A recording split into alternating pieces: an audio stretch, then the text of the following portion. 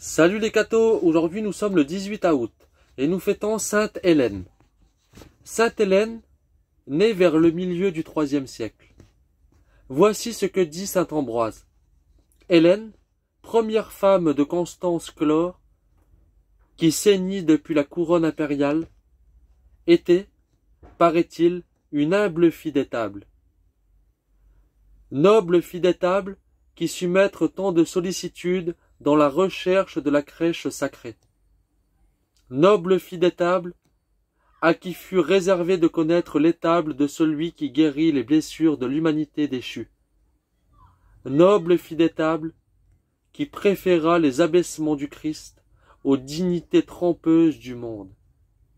Aussi le Christ l'a-t-il élevé de l'humilité de l'étable au sommet des grandeurs humaines. La gloire de sainte Hélène, c'est d'avoir été la mère du grand Constantin. Constantin, dit saint Paulin de Nole, doit plus à la piété de sa mère qu'à la sienne d'avoir été le premier empereur chrétien. Contrairement aux autres empereurs, Constance Chlore reconnaissait le vrai Dieu. Les prêtres chrétiens étaient admis à sa cour et y vivaient en paix. Une telle bienveillance ne peut être attribuée qu'à l'influence de l'impératrice sur le cœur de son époux.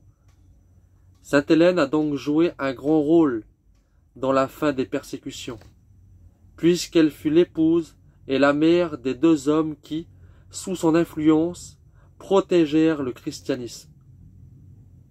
Qui sait même si les prières d'Hélène ne méritèrent point à Constantin l'apparition miraculeuse de la croix, par laquelle il remporta la victoire et devint seul maître de l'Empire.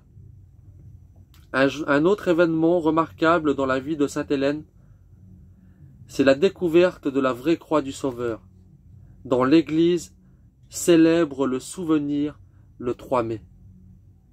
Hélène vivait sans étalage de grandeur, nourrit les pauvres, donnait aux uns de l'argent, aux autres des vêtements, à d'autres une maison ou un coin de terre.